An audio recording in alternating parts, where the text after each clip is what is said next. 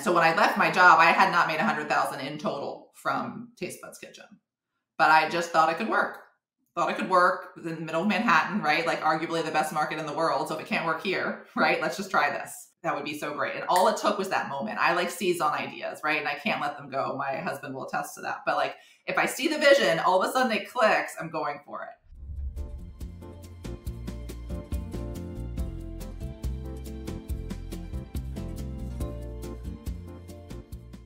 I love hearing stories like this where it's like where, you know, how it started versus where we are now. And what a testament to you kind of figure it out as you go along. Fortunate, you know, for franchisees, they get to that's one of the things I really love about franchising is you don't have to figure it out. I mean, assuming you buy into a good franchise system, because there's some crappy franchises out there, but like you don't have to figure it all out and go through that process. So okay, so rewind again. So you were about doing 100 grand a year in sales when you made the leap and the jump.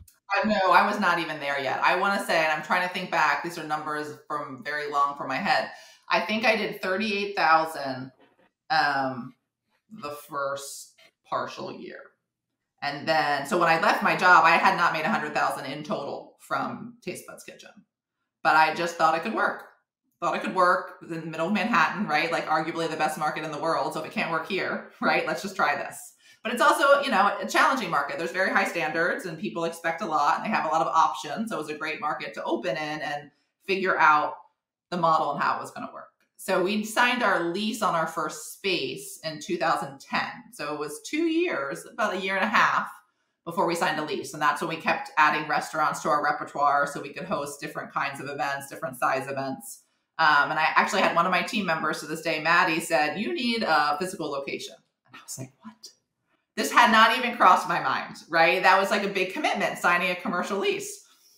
And she's like, "This would be so great." And I was like, that would be so great. And all it took was that moment. I like seize on ideas, right? And I can't let them go. My husband will attest to that. But like, if I see the vision, all of a sudden it clicks, I'm going for it.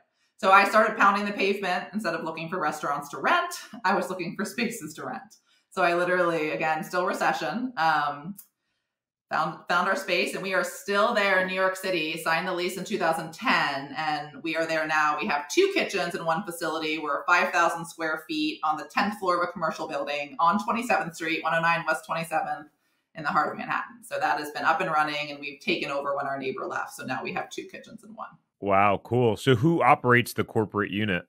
Or how do you operate it? We have a wonderful general manager in place who's been with us for going on almost 9 years.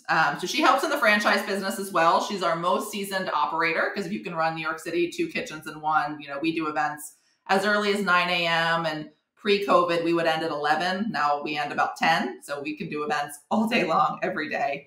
And so she's really valuable. She helps with a lot of our grand openings. So she will fly in when we have a new location and help them through the launch process. If you enjoyed this short clip from the podcast, you can check out another short clip right here. Or if you want to watch the full episode of this podcast, you can watch that here.